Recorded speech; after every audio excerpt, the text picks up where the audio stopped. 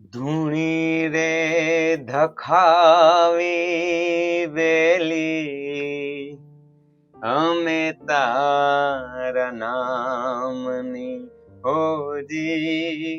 ધૂણી રે ધખાવી વેલી, અમે તારા નામની.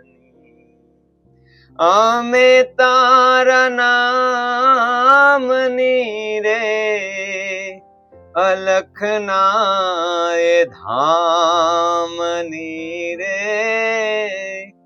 ધૂણી રે એ દખાવી વેલી, અમે તારા નામની. કેવા આપણે ભાગ્યશાળી છીએ કે આવા સંતોની વાણી આપણા સ્થાનની અંદર બિરાજમાન છે, જે આપણને શીખ આપે છે કે ગમે એવો હંસો ભૂલો પડ્યો હોય, કાંઈ ગમ નથી પડતી, પણ એને એક ધૂણી ધખાવેલી રાખી. કઈ ધૂણી ધખાવેલી રાખી? એક એના નામની, એક એના ધામની. તો શ્રી તારતમ વાણીમાં આપણને એક સરસ મજાની શીખ આપે છે કે ઘર શ્રી ધામ અને શ્રી કૃષ્ણ એ ફલ સાર તણો તારતમ. જો આપણે હર હંમેશ ધૂણી ધખાવેલી અંદર રાખી હશે, ભલે ગમ નથી પડતી, ગમે એવા ભૂલા પડ્યા છે હંસા, પણ જો આ ધૂણી ધખાવેલી હશે ને તો આજુબાજુ એક ફાયદો એ થશે કે આજુબાજુમાં બીજું કઈ વીટડાઈ નહીં આવે, કોઈ લૂંટવા વાળું નહીં આવે. કારણ કે જ્યાં અંજવાળું હોય ને ત્યાં ચોર લૂંટવા ન આવે. તારતમ વાણીની એક સરસ ચોપાઈમાં કહે છે કે અજવાળામાં ના રહે ચોર, જાગતા ન ચાલે જોર. તો આ સંતો પણ આ શીખ આપે છે કે ગમે એવા ભૂલા પડ્યા હોય પણ ધૂણી ધખાવેલી રાખવાની. ભલે કઈ વાતની ગમ નથી પડતી, પણ ધૂણી ધખાવેલી રાખવાની છે ને, એક એના નામની અને એક એના ધામની.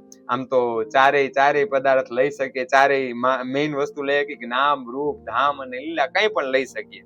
એની આજ્ઞામાં રહેવું, એની સેવામાં રહેવું. જો આ ધૂણી ધખાવેલી હશે ને તો આપણે ફાયદામાં છીએ. શું થશે? ચોરી કરવા વાળા ચોર આવશે નહીં, તો આપણે હંમેશા સેફ રહેશું. કોઈ જનાવર આજુબાજુમાં નહીં આવે, કોઈ આગ, નાગ, ખાગ કાંઈ આપણી આજુબાજુમાં આવશે નહીં. આવું શ્રીજી મહારાજ કહી રહ્યા છે.